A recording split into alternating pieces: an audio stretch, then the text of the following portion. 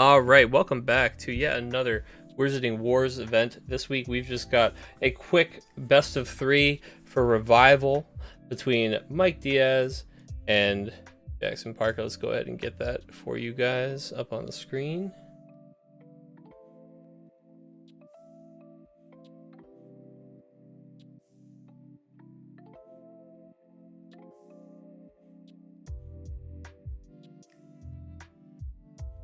Alright, it looks like Jackson's on top. Or Parker, sorry, Parker Jackson. I always get that flipped. Parker's up top versus Mike Diaz on the bottom.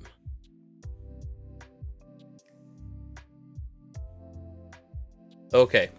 Looks like we have got a Molly Weasley. Oh, Weasley Tribal. Is this finally happening? I've been joking about this with my friends for years. Not years, but for a while now. All the Weasley cards are just so darn good. And she's a chamber rare, so she's probably just a good card, right? And Marcus Flint looks like the starter here for Mike. And Marcus Flint, of course, is a card that makes your opponent discard 3 of the cards from their hand once per game. And Mike is probably trying to do a Burrow combo here, if I had to guess, with Marcus. Seamus Finnegan is another just strong character here that he's playing.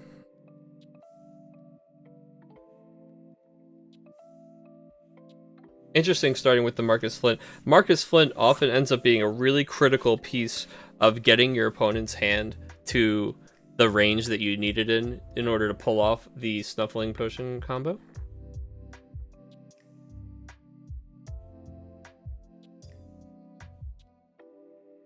Oh, it looks like we searched for Ron.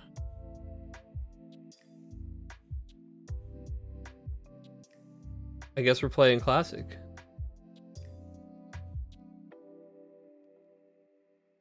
Not Revival, right? Or was Ron only banned as a starting character?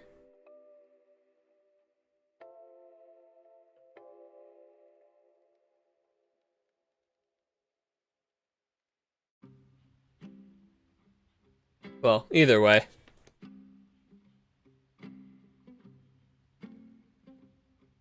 We will just see what it is here. But obviously, the benefit of Molly Weasley here being that you can use an action to search your deck for a character card that is a Weasley and show it to your opponent and put it in your hand. Really powerful to be able to just find exactly the card you're looking for with that action, not investing anything into like drawing cards, trying to find what you're looking for. Just gonna go ahead and get it, and you have that consistency so that, Fred and George, for example, can be online nice and early, and you can get all of your adventures down. Same thing here, since in this deck we are playing Ron. Get your Ron down early and make it so that all the rest of the Weasleys get cheaper and cheaper. Mike is going to go ahead and run a Peeves into play here, and it's of course going to block Parker's Peeves, but Parker's okay with that. He's got a lot of other characters here that he's invested in. And Mike, of course, just watched him search for that Ron. Looks like he is just discarding down, getting that extra action, playing another potion lesson. So Mike here has got Seamus and Peeves down. Peeves, of course, this is the perfect out to his escaping the Dursleys. And since he already has it in play, it means that Parker's not able to go into his deck and get his Peeves to get out of escaping the Dursleys. So, of course, escaping is coming down here. And then Michael's going to use Peeves, right, to dump his opponent's hand, give him 7 new cards, and force him to dump those 7 new cards in order to solve the adventure. So let's just go over escaping the Dursleys again. Of course, this is an adventure that says your opponent can't use actions to play anything except lessons. To solve it, they discard their hand, and the reward is they search their deck for any one card and put it in their hand. So, of course, since that doesn't require any actions to solve, ideally, you want to solve escaping the Dursleys, get a Peeves, and just bam, refresh your hand. But Mike knows that that's the best out, so he blocks it here with his own Peeves first, then plays it. Pretty effective here.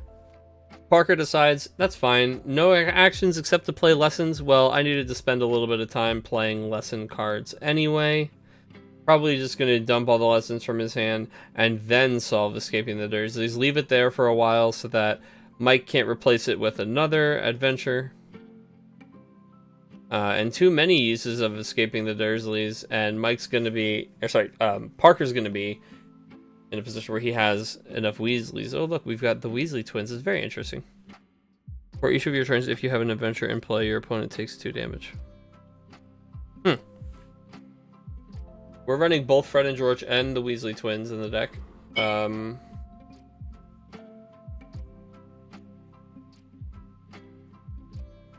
Now remember, the game knows they're the same character, so you can't play them out together on the table.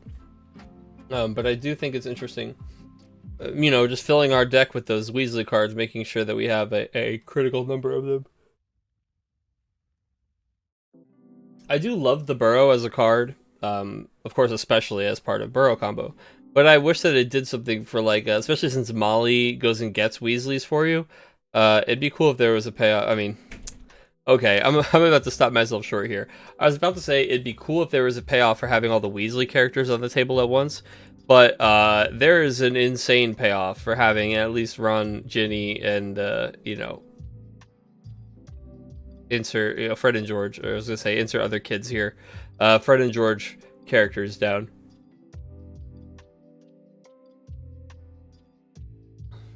I'd be excited to see a Charlie Weasley in the future that's like a dragon synergy card. It'd be neat.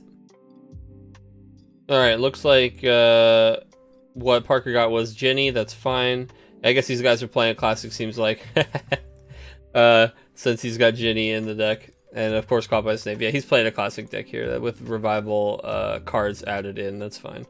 This is not following revival rules, obviously, because the ban list includes Ron and Ginny and Caught by Snape. So these guys, I mean, we're not playing in a real event tonight. This is just a fun match between these two for us to do some commentary on and throw up on YouTube, give you guys some Harry Potter to watch.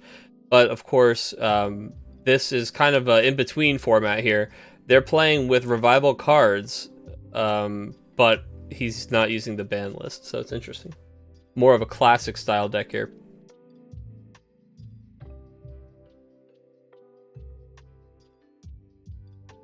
So we see Mike using Colin Creevey to force his opponent to draw, make his opponent draw those cards, and then of course Marcus Flint here is going to make him discard some of those cards, so he's just kind of churning through his deck a little bit faster there. We do see, of course, that when he drew the cards with Colin Creevey, he hit the Snuffling Potion, though, so he's going to use Minerva to solve the adventure. Then he uses Marcus Flint to discard his opponent's hand.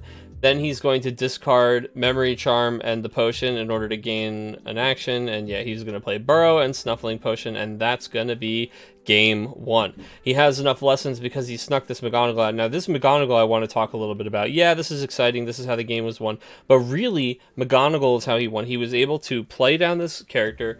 His opponent isn't starting her, so he has that... Oh, excuse my yawn. Sorry, guys. This is a long day for me here. He's able to have that extra lesson, but also Minerva is such a strong piece of utility to get out of his opponent's adventure. So Parker plays that Caught by Snape. It's supposed to slow down Mike, but Mike already had that McGonagall in play, and so you have to look at it like, okay, you basically have to assume he can solve your first adventure. Not that Parker knew he was in the death zone there, as it were, and honestly, he wasn't. Mike started that turn without the combo in his hand.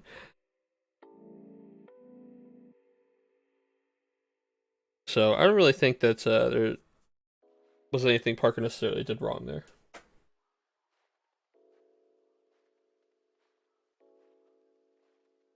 Honestly, something I would have liked to see from Parker last game was just solving the what's the name of that adventure? Solving the Escaping the Dursleys faster. I would have liked to have seen him solve Escape the Dursleys right away. Skip that turn where he played those lessons down. Don't get tricked into like, oh, if I wasn't going to play lessons anyway, he's not really locking me, right?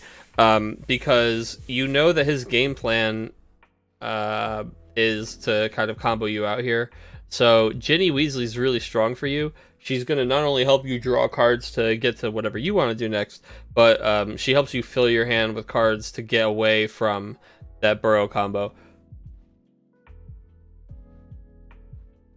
I think maybe if we just solved it, went for her a turn earlier, we could have put ourselves in just a little bit of a better position for the character battle too, since we didn't end up needing the lessons. But I see the appeal, right? You're going to have to build lessons eventually to play half these cards of your deck.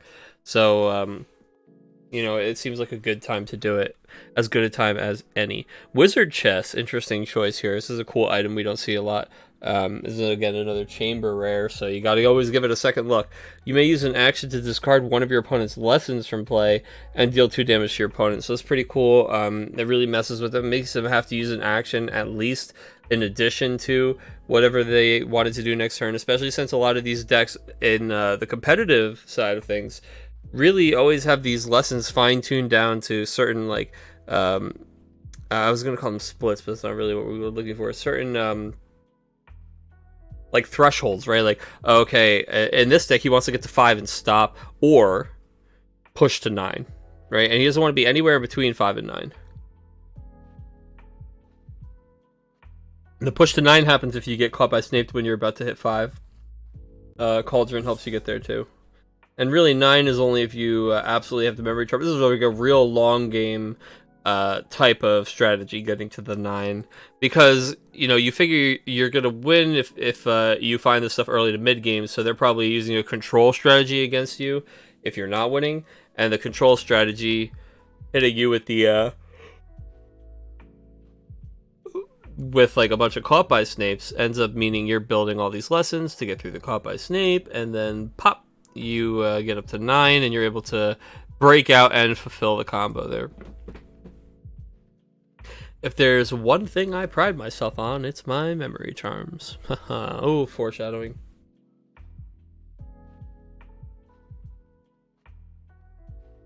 Oh, guys, I need more coffee.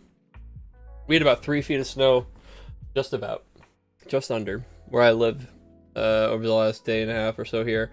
And boy, oh boy, I was out there shoveling for a couple hours, and I am just exhausted. Looks like we are slamming down a Peeves. Oh, our opponent played Escaping the Dursley. Ah, so this is exactly the scenario that we were talking about before. When our opponent had an Escaping the Dursleys down, we were able to solve it and just go and find Peeves from our deck and use both actions on that turn to put the Peeves into play. Now we have no cards in our hand, but Peeves is sitting here. Now we're doing okay. Our opponent hasn't gotten up to the next 2 lessons yet to play. Looks like we're running Picking on Neville over Dobby's Disappearance, even though we are playing in this pseudo fun format here. Oh, Harry Hunting. This isn't an adventure that we see very often. The art on this is pretty funny. But of course, this is your opponent's creature and spell cards need 2 more power to play. I really like these cards that kind of mess with your opponent's resources, like the Wizard Chess and Harry Hunting together. These are really, really interesting. Being able to, hey, that stuff's going to cost more. Also, I can use an action to, you know, 1 for 1. Just use actions to walk your lessons back. Oh, never mind. I'm sorry. I misread this at first. It's discard 1 of your lessons from play to deal 2 damage to your opponent. I don't like this card anymore. I no longer like this card at all.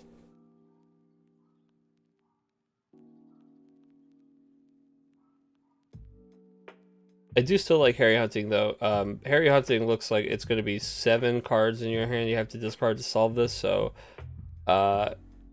this is going to be very effective at preventing Mike from casting any spells. Like Snuffling Potion's going to end up costing him 7, so he's going to have to figure out getting up to that higher number, but it looks like he's not going to really have too much trouble with that, since he has the Cauldron here in his hand, as well as a couple lessons.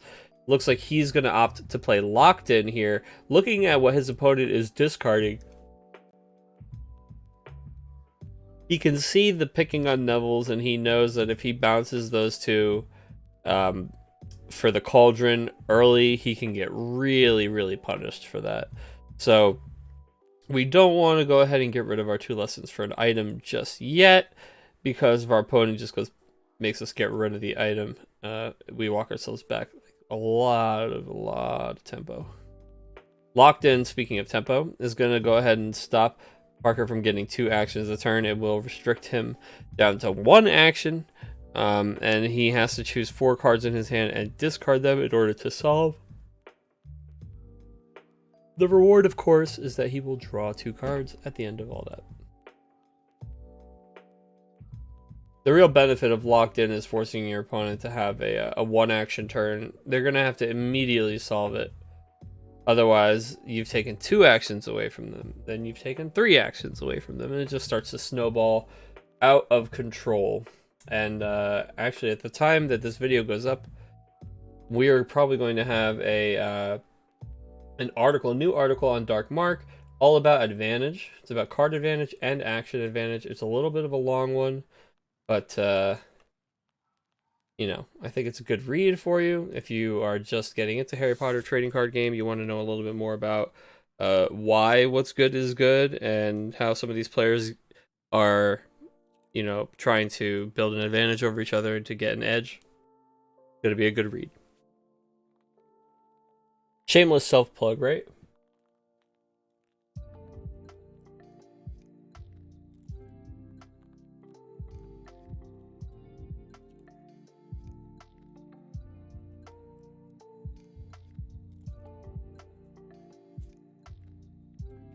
It looks like we solved locked in on Parker's side. So he's going to go ahead and draw his 2 additional cards. And just taking it slow, just going to play some lessons. Try to get up to... here's his Dobby's Experience. I wonder if he's running... he's doing a really interesting blend of, like... of the ban list here. He's making me have to, like... I have to double check the ban list real quick.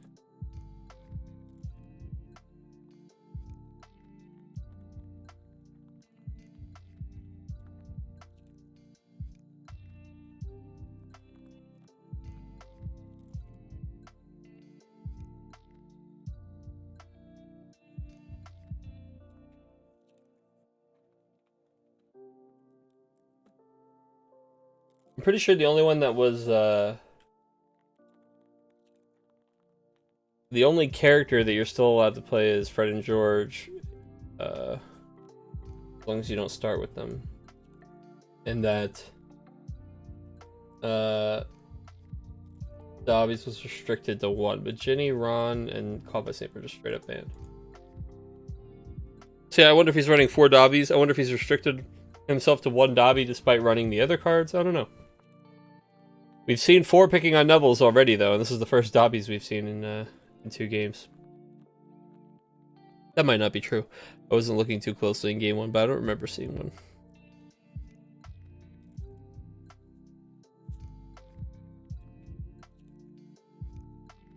So Mike up to 5 here, but 5 isn't quite good enough anymore. Now that Harry Hunting is making him need that 2 extra. And Memory Charm, forget it, man. That's going to cost you 11 at this point. Thankfully, you still have Marcus Flint to get them into the right hand range, but we've used Peeves. We don't have Colin Creevy. We're looking at a couple turns of using actions to draw cards here for Mike, which is going to be a total loss of tempo for Mike. The wind completely ripped out of his sails, and it's going to give Parker a great chance to catch up.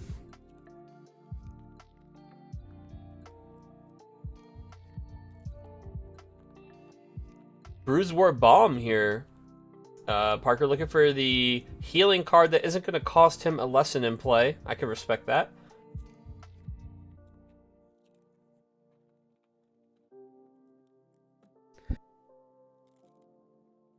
Let's you go ahead and put about, you know, what, 7 or 8% of your deck back in?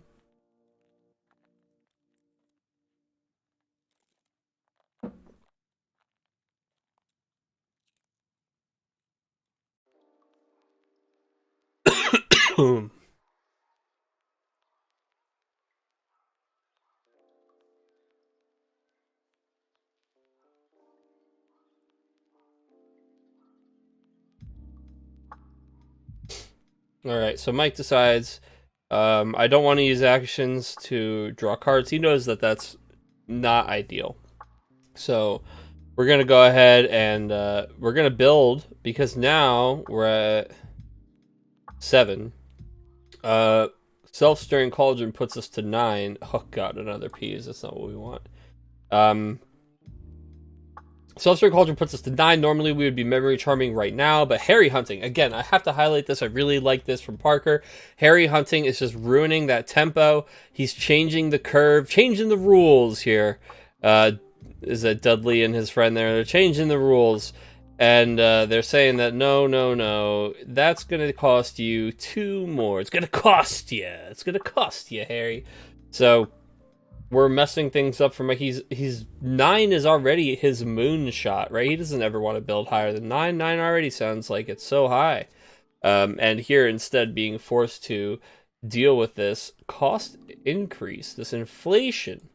And now memory charm is going to cost him another 2. So he doesn't even have the second lesson. I would be surprised to see cauldron potions. So honestly, if I'm Mike here, my next turn looks a whole lot like just putting escaping the Dursleys on the table and passing. His whole turn there was just drawing cards to hand at a pass. So next turn I think is escaping the Dursleys, pass. Parker finally gets a Ron down. Searches with Molly and goes and he finds Fred and George. And Fred and George come down. Worth looking at, another one of the revival cards here that he's playing. This is Dumbledore's Suspension. Dumbledore's Suspension is going to go ahead and strip the starting character of abilities until your opponent skips 3 actions. It will reduce the cost of their next spell. It's nice that you kind of mitigate that with some of the other things you're doing here that make their stuff cost more. But Marcus Flint here, turning off Marcus isn't going to be too crazy. There's Colin Creevy that Mike drew there. That's not bad at all. So we are going to self-stirring. Dangerous. Oh, we are playing, maybe you're doing 4-4. We are playing 4 Dobbies. I'm sorry that I doubted you, Parker. I take it back. You know, we're 20 minutes in now, and earlier in this video, you might have heard me criticize his lack of Dobbies. Turns out, there they are. He's just getting very unlucky not seeing any of them. Seeing more picking on Neville's, as it were. And with all these picking on Neville's and these Dobbies, you would really like to see us at 4 lessons here. Not playing the Minerva is a little tough. I know that, you know, she's a very popular starting character. It doesn't seem like she's in our list here. Would kind of help us with the Ginny count and also with getting another lesson into play. Maybe just a low lesson count in general. As I see, we're very heavy on... I mean, that's 8 removal spells at 4 costs anyway. That's not even to talk about the potion stuff. We're running healing cards. We have Potions Project. We have at least 4 different kinds of adventures, as I see Candy Car here. We have at least 5 different characters, as I see Pomfrey here. I think 7 different characters, because we saw both different types of the Weasley twins. Ginny, Ron, Peeves. Yeah, so there's a lot going on in this deck, which is fine. I just think that we end up cutting lessons a lot of times to fit in some more of that stuff, and you start to find out that why those lesson counts are usually so high in decks. I mean, like, yeah, 20 lessons sounds absurd, right? Until somebody's plays Caught by Snape against you twice, and all of a sudden you don't have any lessons left, or you know, you just need 1 more lesson in order to really hit the gas, you know, because you're just totally locked out of it. This huge shelf of 4 mana. You just can't get there. You can't climb up to that next step, and you're locked out of all your spells. You can't do anything with any of these spell cards in your deck until you find 1 more lesson. So you're sitting here with 7 cards in your hand, and you can't play any of your spells. You're going to have to just run out some more characters. You can't play these adventures. You can't play any of these spells. So you have 7 cards in your hand. Just kidding. You actually have 1 card in your hand, right? It's Madame Pomfrey. And if Frank actually gets up to 11, I mean, God, if he gets to Memory Charm, that's it anyway, right? But, that's a hell of a top deck there. The Ginny. Oh, never mind. It's not a top deck. Sorry, that was at the end of his turn. He used an action on Molly. So Privet Drive is in play, as we're talking about. It just says your opponent can't play spell cards. Your opponent has to discard 6 cards from hand. Mike's fine with that. He's kind of inflating the number of cards in his hand here. Burrow's not a spell card, so he'll just go ahead and get that into play now while he can. Figures it's 1 less thing he has to do later. Passes the turn. We're sitting on a Seamus, which is really nice. We've got a couple escaping the Dursleys. I think that, you know, we're probably going to jam down and escaping the Dursleys and then solve Privet Drive. So we'll go and we'll choose a Snuffling Potion, and then we will go get You know, we'll draw an extra card with Privet Drive's effect.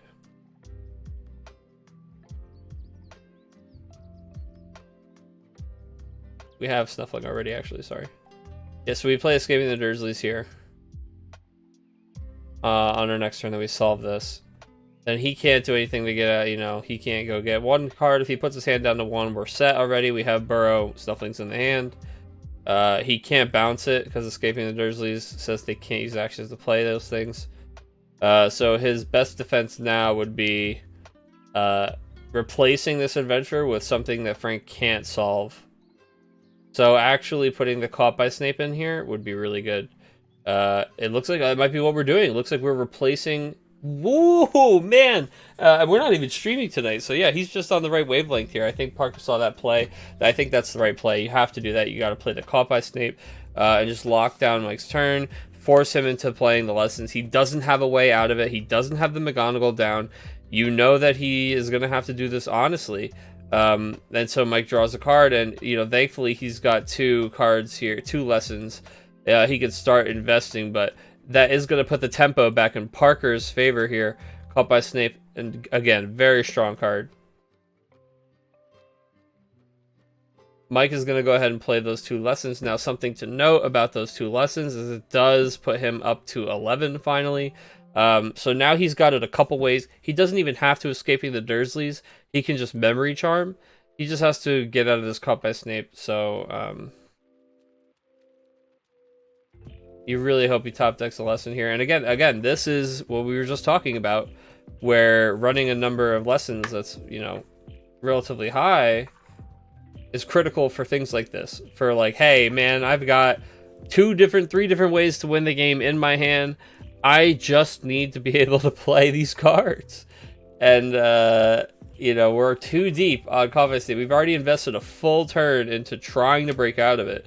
So to spend anything else other than 1 more action on our next turn to break out of it, you know, essentially when you draw a card looking for a lesson, you're still spending, that's like another action you spend on Caught by Snape. So let's look at Caught by Snape as a number of actions that he takes away from you. Forget that it's a lesson, forget all this stuff, right? Well, actually, don't forget this lesson, but, you know, just let's boil this down to your opponent has to spend 3 actions in a specific way, right? So if you ever have to spend more than 3 actions to solve this, this card is just getting so much better. Just like it is snowballing so hard. It is incredibly important to be able to solve that guy. 1, 2, 3, and wow, he replaces it with Privet Drive. Frank can easily solve Privet Drive. So, and this doesn't even take away, or sorry, I said Frank. Mike can easily solve Privet Drive. It doesn't even take an action away from him. I think that was a mistake. I think that Caught by Snape changing what cards what he can use actions on was really, really important. I think what's going to happen here is, oh, never mind. Okay. I take that back a little bit. I didn't see that he had grip hooked, or had grip hook in play. So he Privet Drives him and then hits him with the grip hook. Okay. Grip hook, though, actually... Sorry, I just had to think through the next layer of this. Grip hook actually doesn't do it because grip hook got rid of Snuffling Potion. Actually, that's huge. That's really big. Actually, wow, that's insane. He's gonna have to play that and then play Snape and heal. And look at all these lessons that he's drawing now. Well, he's playing the max of Snuffling Potions, so it's not because he's playing too many lessons. I know we keep having this lesson discussion. Yeah, he's just going to go ahead and heal all the Snuffling Potions and Memory Charms back into his deck. Yeah, absolutely. So that was a really smart play by Parker. Parker plays the Privet Drive and then grip hooks to ditch the hand. Saying, like, okay, you probably are holding the thing. After all this time, you're probably holding the kill combo. I still like the Caught by Snape more because... Caught by Snape, making him have at least 1 action to invest. You don't know if he's holding a lesson, but if he is, then he only has 1 action.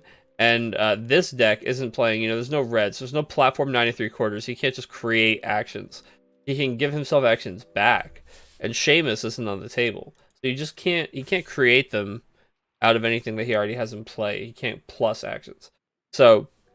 Yeah, this heal is 3 Snuffling Potions and 4 Memory Charms going into his 10-card deck. So now half of this deck is just loaded with what he needs to win. and Colin lets him see 3 of those cards. So he plays Hair Care, plays Snape, uses the heal, and is going to pass the turn. Honestly, I'd probably Marcus Flint at some point earlier. I know that, like, once you know that you're building up high enough that you'll be able to Memory Charm, and once he gets to kind of like this silly number of cards in his hand, just use this at some point, right? Maybe not, right? Maybe we're thinking that we're gonna reset the number of cards in his hand again. Like, we might Memory Charm and not kill him. That's fair. That's a good time to use that. Yeah, like right now he'll just get rid of his doubles. But anyway, grip hooking his hand gets rid of those important spells. Frank had the same number of cards, so he's still not worried about this. Privet Drive, he'll be able to solve this. Honestly, I wouldn't be surprised if we replaced this if we saw another Caught by Snape, but we didn't. We see Arthur Weasley, which is interesting because we're playing Wizard Chess. It makes sense if that's why we're playing Wizard Chess. If we're playing Wizard Chess only to deal 6 damage for an action with Arthur, that's not as bad. I just think maybe there's some better items. I don't know. I'd like to see some self-stirring cauldrons for one. Oh, we are running McGonagall. God, guys, I'm just really foot and mouth tonight, huh? I don't have their deck list, so I can only go based on what I've seen so far. And I guess the first game we actually didn't see too many cards. Percy Weasley making an appearance.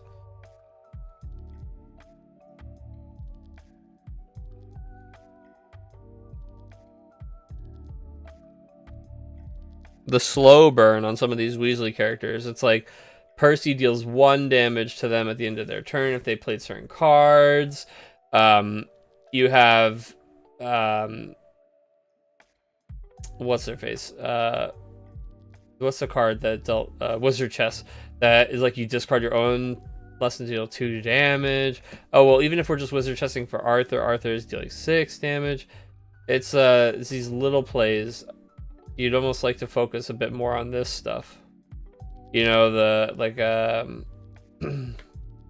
I'd like to see some more recycling of the Caught by Snapes, or inflating the hand, locking. If you know, we had self-stirring cauldrons and we could get up to 7 easier, like some debonings would be cool. I really like this the core fundamentals to this list though by Parker. I think that the Weasley Tribal Molly just being able to go get you all of these powerful cards is really cool. I think this is a strong deck.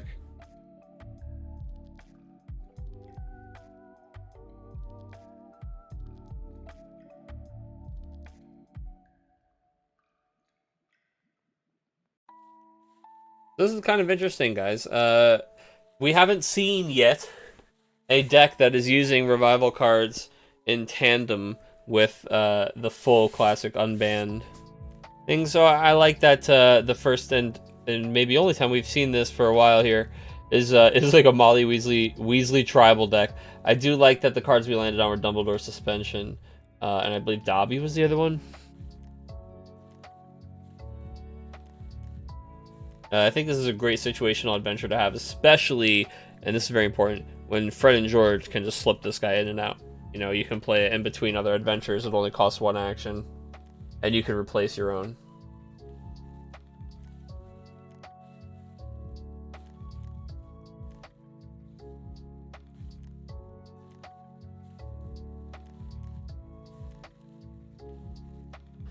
So yeah, I mean, now Parker gets to the point where he hits the Dobbies. So he Dobbies the self-stirring cauldron back to Mike's hand. Looks like Dobby also moved the burrow back to hand. He moves another Dobby to discard here.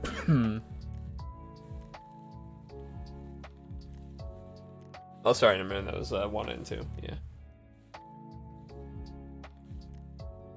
The thing is, the cauldron just gives him the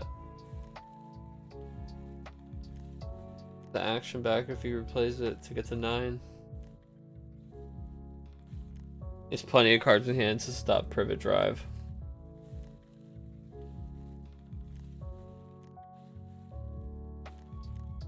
Right, so we're looking to draw Memory Charm here if we're Mike. Dobby's disappearance on Colin Creevy. Okay. Trying to make sure that he doesn't see the memory charm. Now, I would really like to see us remove Grip Hook and get to use it again. Are we using Magical Mess Remover? I didn't see if we were. But it would be cool if we had a way to replay it. We might have one in the deck. I'm never going to say he doesn't run stuff or I haven't seen, because now he's just, you know, everything's in here. I guess what surprises me, I expect these cards aren't in here because I see so many other cards. This list is obviously running a lot more like 1 or 2 ofs, and that's fine. Some people just like to see a lot of action. They don't want the same cards. They just want to always be able to do, you know, different things, even when they're like restricted to you know, a certain number of cards in hand. And in a Harry Potter trading card game where sometimes it's hard to get that card advantage, I can see that strategy. McGonagall coming down here, making sure that we have an out to something he does, but that's not... I don't think what we need to be worried about are adventures from Mike. I think we just need to really cross our fingers and Mike doesn't draw into Memory Charm, and it looks like he misses it again. He has yet another Snuffling Potion. Remember, there are 4 Memory Charms in here in this 11-card deck still. And he's shaking. He's getting real worried that that he's going to have something come down that's gonna hit him for this last 11, like, you know, a reuse on a Grip Hook or something here. Could be crippling for him.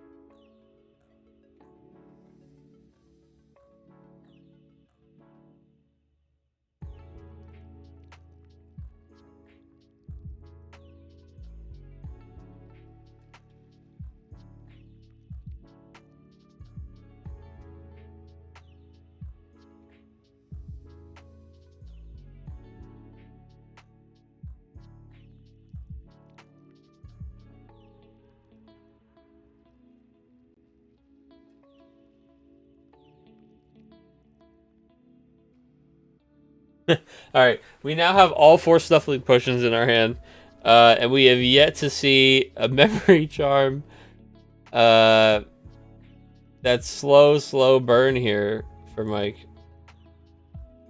Looks like he puts a Self-Stirring down. I mean, God, this man is sitting here with Picking on Neville's and Dobby's in his hand. So that is dangerous, I think, to drop that into play. I guess he's going to play the Burrow, play that pass. So we figure what? If we see Picking on Neville on the Burrow, he gets rid of Hair Care Snape to save it. Picking on Neville the Burrow again. Do you get rid of... Oh, wait, he has... Oh, never mind. He's just playing a Snuffling Potion. Yeah, that's fine.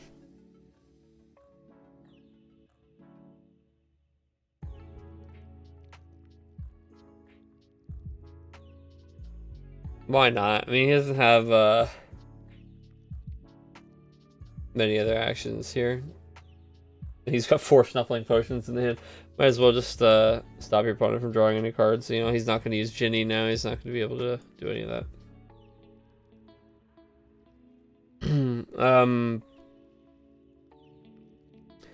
So I think we definitely are looking to... Oh, there's our Magical Mess Remover.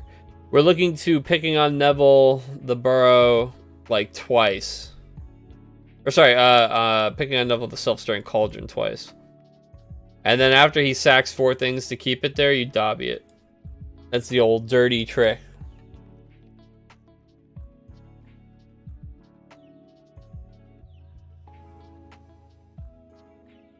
We're going to play Potions Project. Oh no. Oh my goodness. We're going to take damage until we discard 2 lessons. And our hand was just absolutely full of them. Watch us just discard Memory Charms. Peeves. Locked in. Yeah, now 4 Memory Charms are going right to the discard pile. McGonagall, I don't think there's 2 lessons left in the deck. I think this is going to get him. I think that's game here, guys.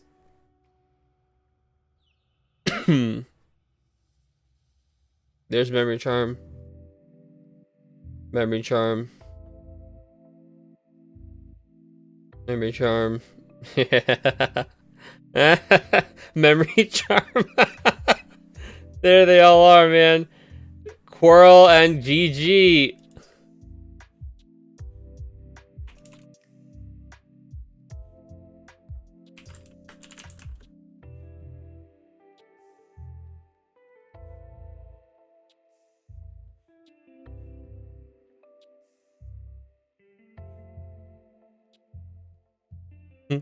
He got an F on his project, dude. That's an absolute F on the project. All right, man. Game 3. I love it. So, Parker getting there with the Potions project. Gets to the late game, has his opponent down to 10 cards or so left in the deck. Been holding on to this Potions project for a couple turns and decides, you know what? I saw you put 4 Memory Charms back in the deck. I know you haven't drawn it yet. So I'm going to just use this card, and I'm going to just guess that you probably don't have 2 lessons left in the deck. And if you do, it's not going to happen until, you know, it's already a crippling amount of damage. And what's funny is off of that last, off that Peeves, or sorry, the grip hook, I think it was, Mike drew nothing but lessons. It was like a fistful, like 5 lessons in his hand. He would really like to see some of those back in the deck. And then another thing to bring up, and this is something that Frank, member of the Dark Mark, Frank pointed out that I have remembered ever since he said it, and it's made me think a lot more about what I heal when I heal back into my deck. He said, nobody ever heals lessons. You never heal lessons, right? Lessons aren't exciting. You heal like the bomb cards, but you don't heal lessons. So sometimes, you know, you get somebody with a late caught by save or something like that, you know, and they haven't healed lessons. You can be in a lot of trouble. Sometimes you still need those lessons in the late game. You know, sometimes you still need them. So I started thinking a little bit more about that. I started putting a couple lessons in when I heal with a palm free or something like that. Just make sure there's still some left in the deck. Or still like a good number, still a good ratio. Because, you know, you need them when you need them. So we go to game 3 here. And it's going to be interesting. Now, it's worth noting that Mike did not use Marcus Flint's ability in that game, I'm pretty sure. Because, you know, we see the players usually tap the character to indicate that they use the ability. So, essentially starting with Marcus Flint and not even using that ability, we have like a blank starting character. Meanwhile, our opponent using Molly to set up the Weasley family there. I think that I'd like to really see like turn 1 Molly for Ginny lesson. Turn 2 Molly, or sorry, I guess turn 2 you just played Ginny. Man, the action to search throws the Molly synergy off by just a tad. I guess Ron is first just to improve that synergy, right? Like, you use Molly and you search for Ron first, then your next turn you play Ron, then the turn after you can Molly and play that character that you mollied, so you have Ginny by turn 3. It's not just Ginny turn 3 though, it's worth mentioning you have like Ginny and Ron and whatever you use the extra action on the turn that you searched for Ron, probably a lesson or something. Hannah Abbott. Haven't seen her make her appearance yet tonight. Another really powerful card that both of these players would benefit from having. We've seen them in these late game scenarios where they're both kind of looking for that 1 or 2 card advantage, and it's a card they're playing, and it's a card that's in their discard pile, and they just need it in their hand. Even using Hannah to get lessons back to your hand to get out of a caught by Snape or something like that can be pretty powerful.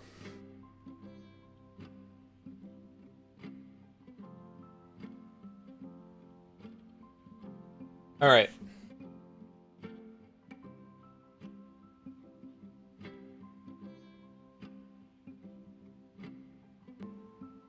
You know what? We'll be able to just throw this video up right away, I think.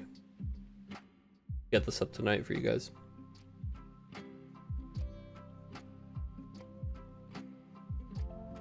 Since we're not streaming this one, just taking it easy tonight. So Mike opens with escaping the Dursley. So we opened lesson, strongly indicating that we had a Weasley we wanted to play already in our hand, I guess. Not really. This is surprising to me. I think that things like these characters, they are an advantage that grows the longer they're in play, and you want to get them in play as soon as possible. We had a lesson here, right? I would have liked to see lesson search for Ron, but I'm sorry. Walk all that back. Edit that out of the video. He went second. Mike went first and played Escaping the Dursleys, so then he answered with lesson. Go find Ron. Now, see, I actually like, so I'll change my tune here a little bit, but I still think this was incorrect. I think we should have just solved and played Ron. Right? Ron would already be on the table. Instead, look at that. That was really smart use of Marcus Flint. We took his turn away. We took his next 2 turns away, at least here. We used Marcus Flint to get rid of the Ron, and now, now again, see, I don't like. I would have used Molly here, and I would have gone to get, like, you have to set up. You have to set up. Maybe actually, I just thought of this. Because we're playing Molly, we might actually be at one-ofs on all those Weasley characters. So with Ron getting taken from our hand like that, first of all, that might be where a lot of the space in this deck comes from. All those characters are one-ofs since they're tutorable. But, yeah, I actually explained this quite a bit. But, it means that our Ron is gone, though, right? That rhymes. Ron is gone. Our Ron is gone. And who else is gone? Assuming that theory is correct. So, Fred and George, I hope not. I hope there's multiples of both of these guys in there. Percy, Creevy, Fred and George, and Ron. Both Professor... Oh my goodness. See, now this is what the Ron deck wants to be doing. And Mike doing this all behind a locked in is really powerful. So he's got Lockhart's hair care potions out, which means characters only cost 1 action. He's got locked in down, which is restricting Parker's ability to even get himself out of this hole he's in, because he has he's got 1 fewer action to basically just draw a card and hope it's something he can play. Every turn he's solving locked in right now just to kind of get himself out of that situation, since he knows he'll be able to play the potion. It also has the added benefit of letting him draw 2 cards. So yeah, we're just going to slam that potion down, and Hagrid needs help the turn after and hope that buys us the time we need. Meanwhile, Mike has the hair care potions down. So hair care potions down means Seamus, means Snape, Creevy, McGonagall. We've got this whole squad of characters and a lot of powerful effects. I mean, this is the advantage having these 4 characters in play is creating right now. The amount of tempo Mike bought himself with that really smart Flint to follow up the Escaping the Dursleys, I like that a lot. So we talked about how game 2, he actually didn't even use Flint really, but he also didn't really use Escaping the Dursleys. And I see that this is kind of the combo he was going for there. Flint plus Memory Charm, or Flint plus Escaping the Dursleys, is really powerful on its own outside of the Burrow combo hand size implications of Marcus Flint, which is really the only lens I was looking at him through as far as, consideration for starting character.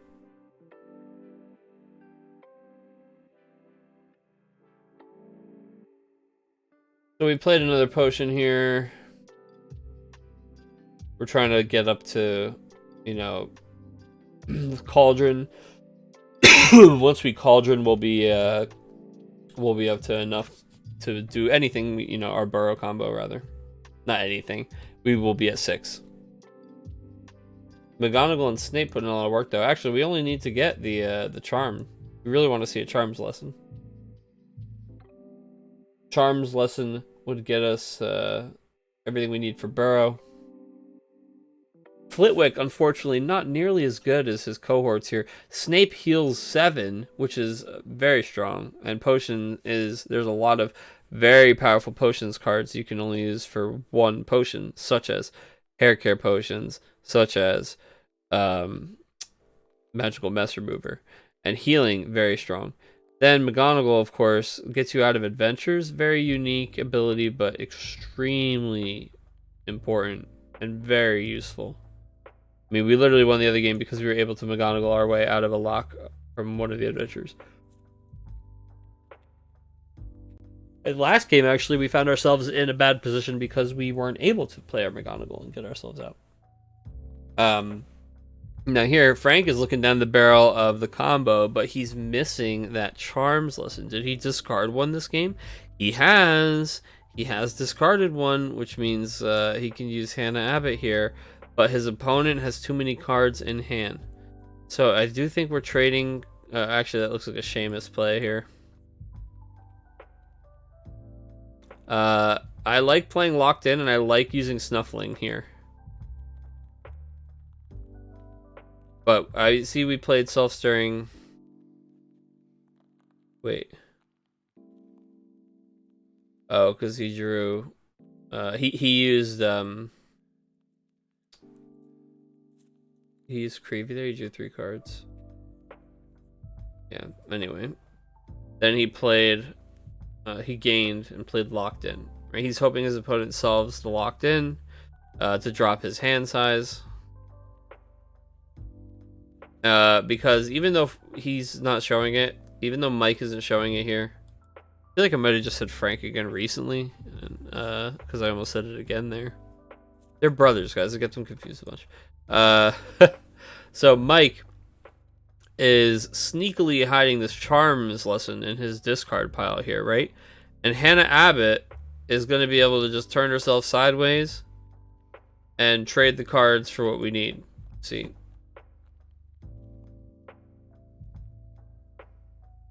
Hannah turns sideways. She gets Charms. She gets Snuffling Potion. We play Charms. We play Snuffling Potion. We pass turn. And then the next turn we go bam. Bam. And play the second one, right? Because she gets us a Charm and a Snuffling Potion, so we'll have 2. Alternatively, what you can do is you can Hannah and get a Charm. And then if this is again if your opponent ends with the magical number of cards in hand, which it looks like they're about to do, which is strange. Maybe not too strange because again Hannah hides this really well. But Hannah is going to turn sideways. She gets Charm Lesson, and it doesn't matter, right? You trade whatever you draw off the top of the deck and Self-Stirring Cauldron for a Charm Lesson and something else, and then you play the Charm Lesson. Oh, you're a card away. Oh, it doesn't matter. He's a card away. I was going to say, you play the Charm Lesson, you discard 2 to gain an action, but you'll only have 4 cards. So yeah, this is a 2-turn gambit. I'm getting a little bit ahead of myself.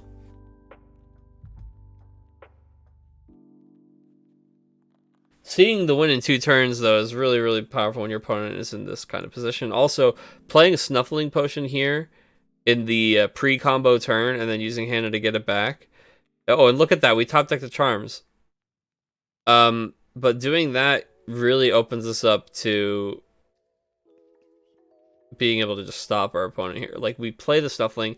He can't draw anything next turn. He can't draw his way out of this situation where he literally has just 3 lessons on the table and he hasn't done anything, right? Which means he can drop the Weasley twins, Magical Mess, or play a lesson. And I know that Mike doesn't know that those are his options, but Mike knows that he doesn't have many options, that's for sure.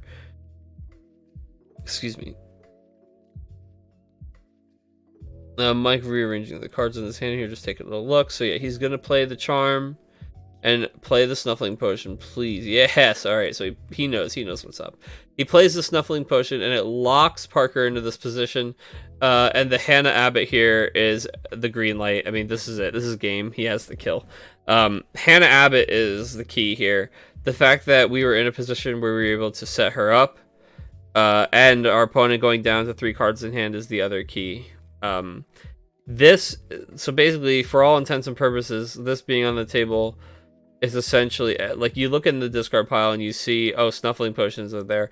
Oh, what's he missing? Charm. Oh, that's in there. Oh, both pieces of the combo are in there. You see that all the things he would need, snuffling, burrow, charm, are all in the discard pile. So you know that all he needs is one piece of the combo.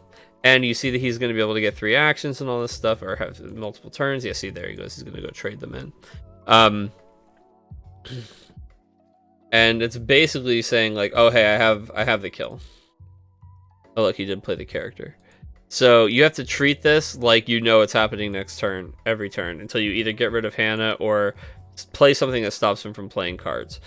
So it is going to be that, I mean, and I think this all goes back to when we solved the escaping the Dursleys, and we gave our opponent the opportunity to snipe that card in our hand with the Marcus Flint. So, Marcus Flint was telegraphed, right? He's sitting there on the table. It's not even like our opponent played something from the hand to get rid of it. So I think we just had to be a little bit more aware that that could happen to us. I kind of missed that too. So I don't blame him for missing that at all. But obviously we're just, this is just analysis, just commentary. So this Marcus Flint is here. We played into that, and I would have honestly only done that in a different order. So I guess the order that I was saying we should have played things didn't play into the Flint, right? So I was saying that we should solve the escaping the Dursleys immediately, get Ron and put Ron into play. Right? And then next turn, you use Molly Weasley to get Ginny, and you put Ginny into play with the second action. He can't take anything out of your hand until you establish like 2 or 3 of the most important Weasley characters. And then look, we didn't even get any of them down, right? Because A, we're probably playing a really low number of them because of the Mollies. But B, also just because when we did that in that other order where we went lesson, solve, get Ron, pass, then he's just able to Flint the Ron out of our hand, and that was it. We did, for the rest of the game, we played one more potion, and this wasn't even something we really wanted to do. We just kind of played the Weasley twins.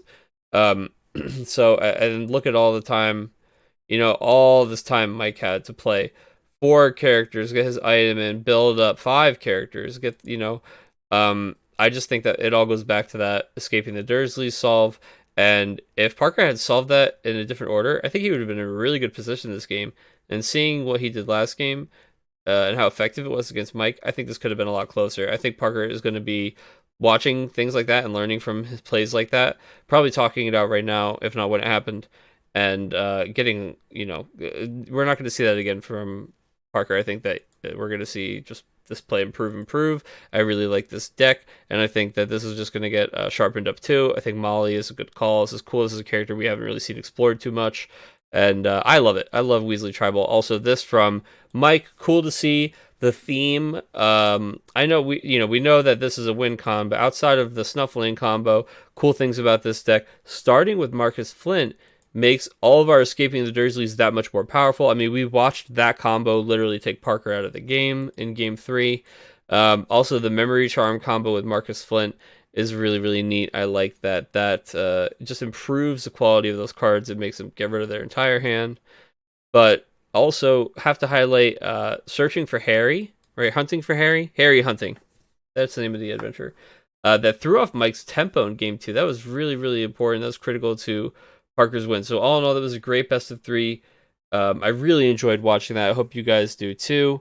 And if you want to check out more, we are back next week. We'll get more of these videos uploaded to the YouTube for you guys. And you, as always, please join the revival, HarryPotterTCG.com. Check out our website, DarkMarkTCG.com, to read articles and see deck text from the players. But otherwise, that's it for us, guys. Thanks for tuning in, and we'll see you next time.